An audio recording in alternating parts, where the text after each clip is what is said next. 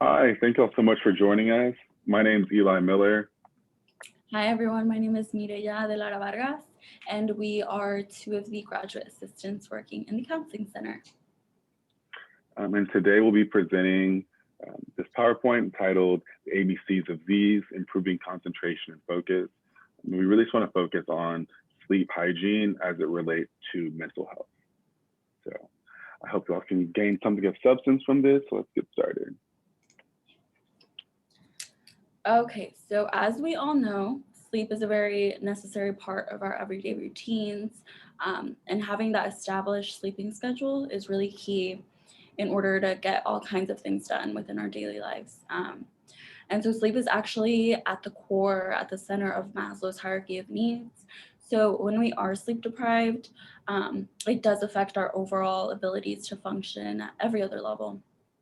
So, for example, not being able to think clearly throughout the day, also experiencing an overall lack of energy, and really just your productivity is lowered in its all.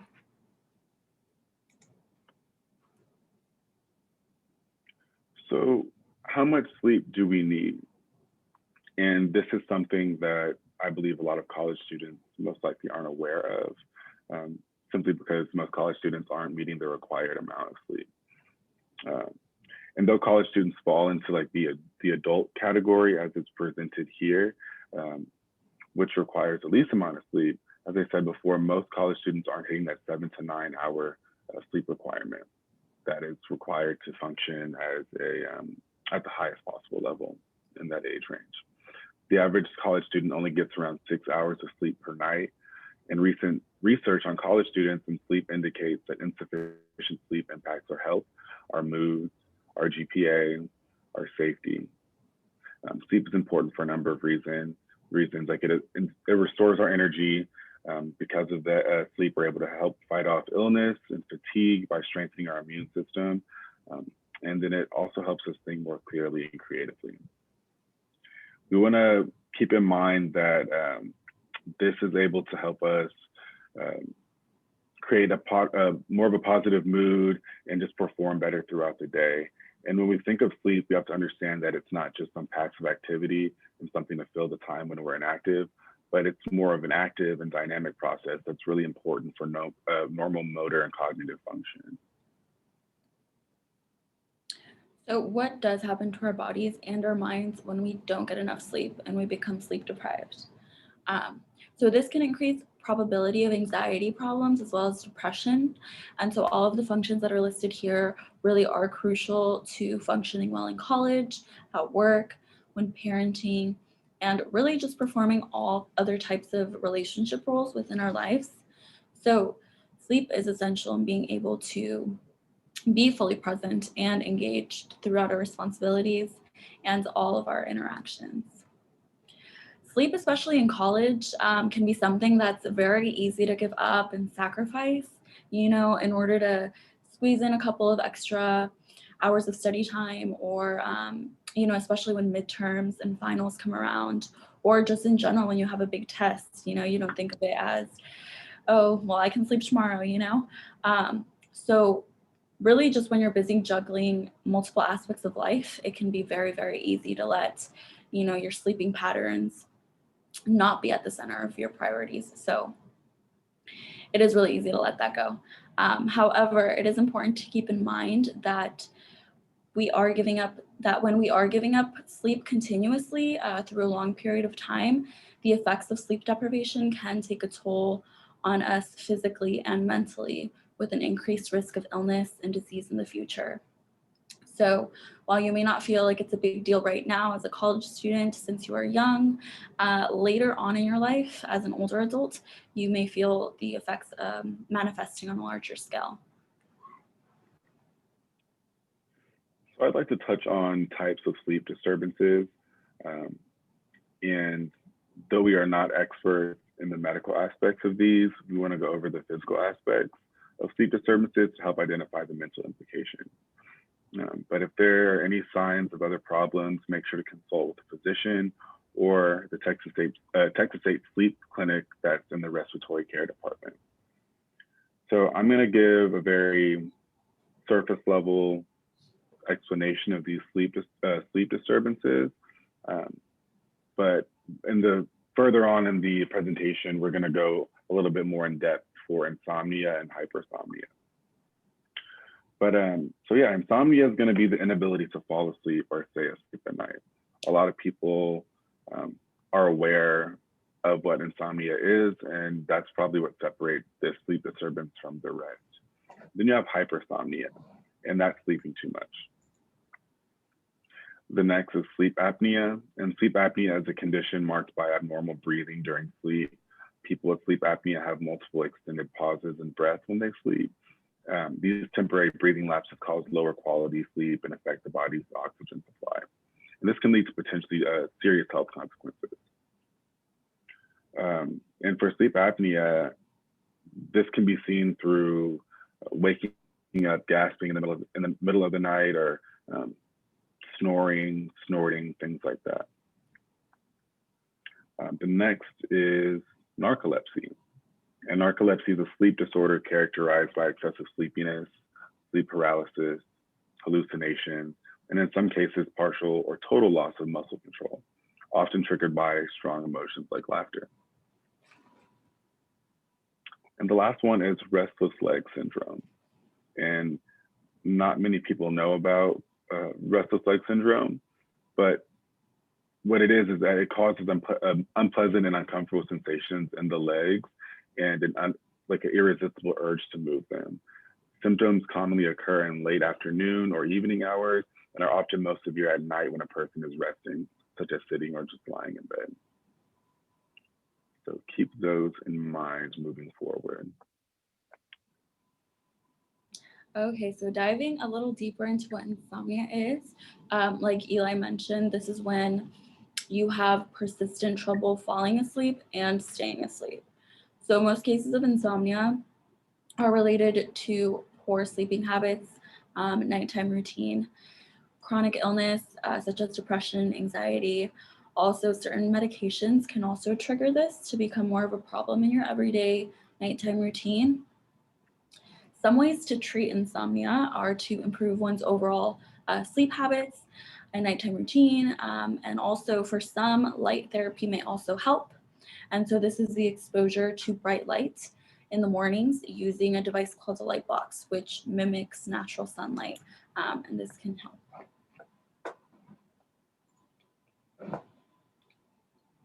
And with insomnia being so prevalent, it's important that we know different root causes for the sleep disturbance specifically. And for college students, a lot of these causes that I'm about to go over are very pertinent to college students and the behavior of a college student. And so looking at something like anxiety.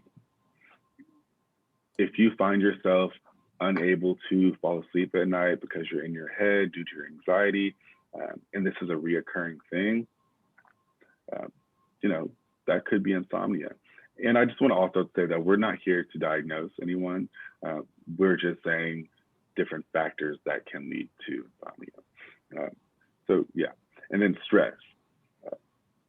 In a college student's life, you could be stressed about a test, you could be stressed about a date, you could be stressed about a job interview, anything. If you find that every time that you are stressed, you're not able to sleep, and this is reoccurring, similar to anxiety, what I was just talking about, that could also be a cause of insomnia. You have things like substance abuse and caffeine, which we'll get into a little bit later. Medication, and this one could be a tough one to pinpoint just because most people don't attribute medications that they're taking daily as something that could be a cause to their inability to sleep at night. Poor sleep environment. This could look like going to sleep in a room that is usually messy, or maybe a room that doesn't smell the best. Going to bed in like an area where it's loud or there's lights shining into your room, and the environment that you're in is just not conducive to sleep. Chronic illness, and then changes in routine. And for changes in routine, I know a lot of freshmen go through this when they move to their college campuses and college towns for the first time. They're in a new place. with new people. I'm sure you have a roommate. Everything is kind of just off balance from what you're used to in your normal routine. And this can be a cause for insomnia also. So moving into hypersomnia, this is when you experience excessive sleepiness or drowsiness throughout the day. And so those experiencing hypersomnia may take multiple naps in a day or sleep for long periods of time and then still wake up and feel sleepy, tired, and or disoriented. Other symptoms that may be felt for those experiencing hypersomnia include anxiety, restlessness, slow thinking, slow speech, increased irritation, hallucinations, and overall memory difficulty.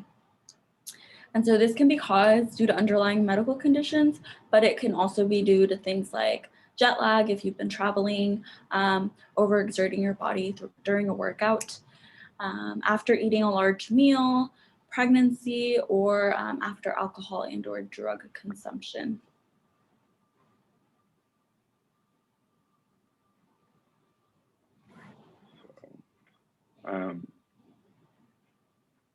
Looking more into sleep hygiene itself and the concept of sleep hygiene and why people aren't able to maintain this, especially in like the college years. And research indicates that poor sleep quality is linked to a wide range of outcomes, such as greater pain, emotional distress, physical, and psychosocial disability. This is why it's so important to ensure that we work towards sleep hygiene by understanding the different causes of it, or the different causes of unhealthy sleep hygiene. And so a key factor in this is, or one of the key factors at least, is to make bedtime three things: smoother, easier, and more relaxing. So what does this look like? It could be just making your bed every morning. So once it's time to turn in for the night, your sleep environment is more comfortable. As we talked about sleep environment a little bit before, and we'll get more into it a little bit later, sticking to a set time every night that you're going to put away your phone and commit to laying in bed free from distraction, or even making sure your room is clean before going to sleep. The next key aspect that I want to go over is to make sure your sleep is restful, uninterrupted, and undisturbed.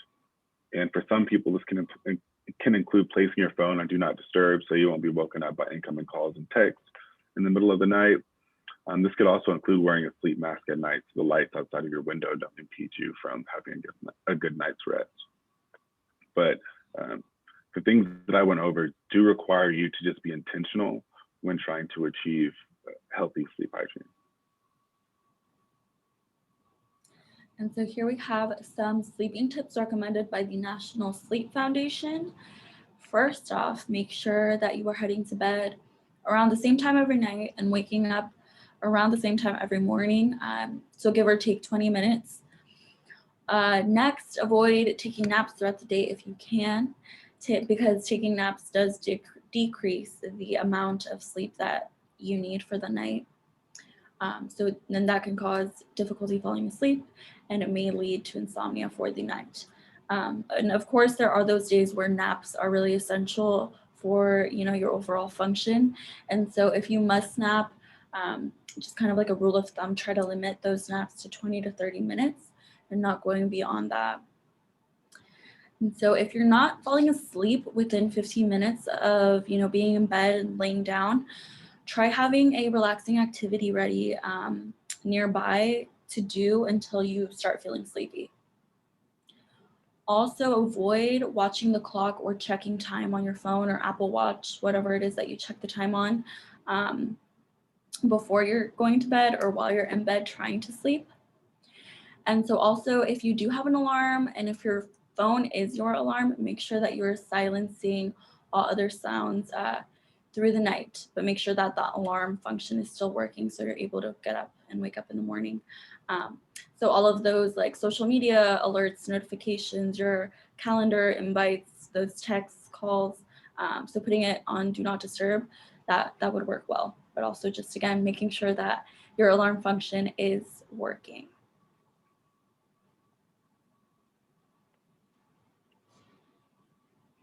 All right. So another important factor is being cognizant of the things that we put in our body, starting with caffeine. Caffeine can give you a lift early in the day, but that lift can last until bedtime and disrupt your ability to sleep at night. This includes coffee, tea, soda, energy drinks, and even chocolate. Though it affects everyone differently, caffeine can stay in your body for 6 hours, sometimes even more. The half-life for caffeine is about 6 hours. It really depends on who, like you as a person. Everyone's going to be different. So I know for myself, so I don't drink coffee a lot, but when I do drink coffee or have something that's heavily caffeinated, I know that I can't have that anytime after 12 p.m. And I know that sounds like a large chunk of time in between when I cut myself off and when I would go to bed, but it's just how my body works. And for some people, you could have caffeine, heavily caffeinated drinks and products all the way up till 5, 6 at night and be fine. You know, by this point, you probably know your limit, and just keep that in mind when trying to plan for having a good night's sleep and that 7 to 9 hours of sleep for adults that's required, not required, but necessary. The next is food, and it's okay to have a small snack before bed, but a big heavy meal or sugary treats can prevent you from sleeping well. And one reason is that your body is busy digesting. And then the other is it can also cause heartburn if you lie down too soon after eating. So try to enjoy dinner at least 2 hours before you go to bed. And if you must eat closer to your bedtime, opt for a small pre-bed snack, like a few whole grain crackers or a piece of fruit. And I'm aware that this isn't necessarily feasible for everyone, especially college students who have very busy schedules, and you know, you could be part of different organizations or have work or who knows, it can be a million different reasons. But if you absolutely can't eat 2 hours before bed, you know, just make sure you're eating something a little bit lighter if you're eating closer to bedtime. And then liquids. You want to make sure that you're limiting liquids to avoid getting us to go to the bathroom in the middle of the night.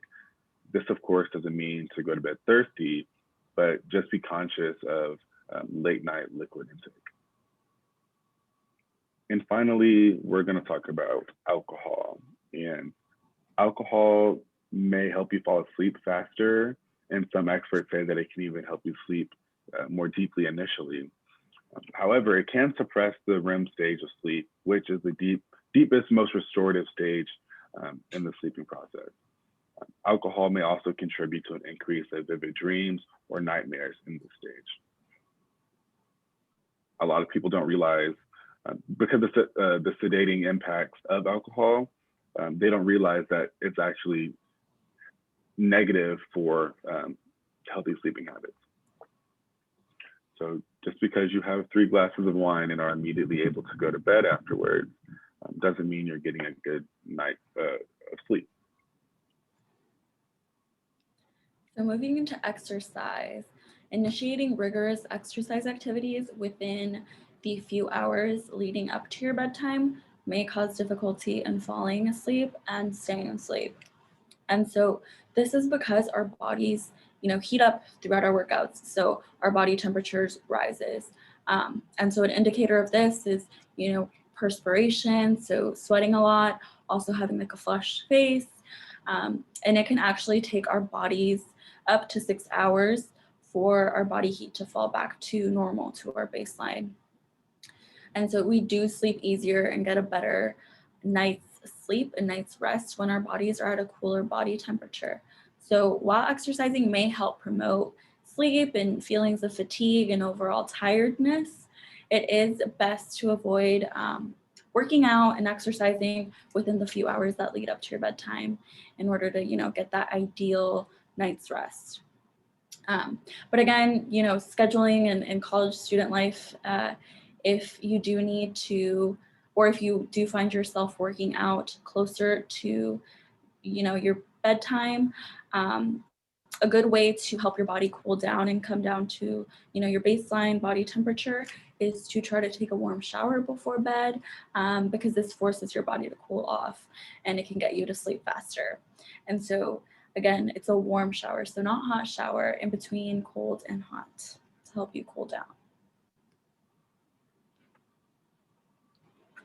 So we want to talk a little bit more about how to create a sleep promoting environment. So I'll start off with just making sure your room is quiet, dark, and relaxing. If you know that you're hypersensitive to sights and sounds that might lead you to not be able to fall asleep, then it might be worth looking into things like curtains and blackout curtains, or as we said before, a face mask that covers your eyes and kind of keeps out that light. Or maybe even spraying some good scents in your room, things like that. Next is making sure your bed is comfortable and using it for only sleep and sex. And we say sleep and sex because we know that so many other things have been used, or your room has been used for so many other things, and it's become kind of this like multi-purpose environment, especially in the era of COVID, where a lot of people are working from home and taking classes from the comfort of their own home. And a lot of times they're doing the work in their room. But this can kind of confuse your brain when it comes down to go to bed, because all day you've been working in your room, and now it's time to turn off that working mindset and get into your like sleep promoting mindset. And it's not really easy to go from one to the other. So that's why we advise to not use your bed for other activities such as reading, watching TV, surfing the internet, or even listening to music. Removing all TVs, computers, and other gadgets from the bedroom is an important part of this. And the reason why, not having gadgets is also important is because the lights from our screens sends a message to the brain that it's still daytime. So if we're on our phone at night, right before we're going to bed, your brain's going to be confused, and the message that darkness helps to indicate sleep is going to be confused in your head. And then also trying to spend more time in the sun. This will help increase the sensitivity to daytime versus night. So that sensitivity that we say gets lost when you have your phone in your hand, spending more time in the sun can be a fix to that.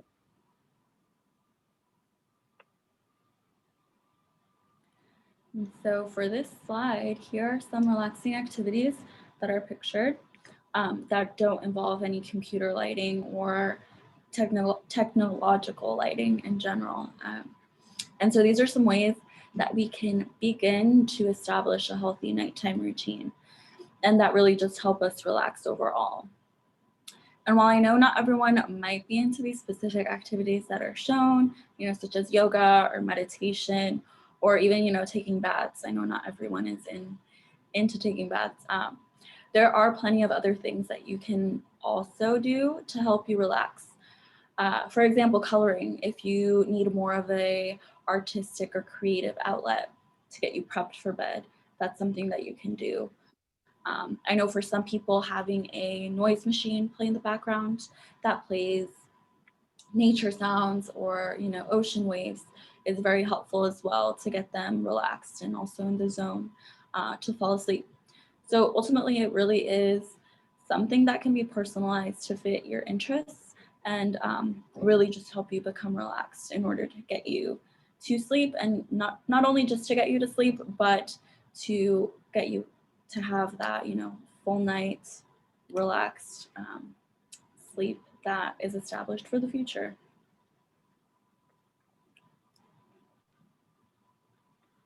So what if after following all the things that we just talked about, you're still not able to sleep? Well, then you want to get into the conversation of maybe seeing a medical professional of some sort for trying to figure out your sleep patterns and hopefully get you a diagnosis of what's going on. And an important aspect of going to see a medical professional about something like this is, being able to provide an explanation of like your sleeping patterns. And it helps to keep a sleep journal. And in your sleep journal, you want to write down things like what time you went to bed, how many times and how long are you up during the night, what time you wake up in the morning, what time did you get out of bed, did you take naps, how many and how long, did you exercise, did you drink alcohol or a caffeinated drink. And so in doing so, this assists the medical professional a lot when trying to make a diagnosis of what's going on. And so to wrap up here, just as a reminder that sleep is really the most effective thing that we can do for ourselves to reset our brain and body health every day. And so here are some helpful website links in case anyone is interested in further information or needs some more of the points that we just went over.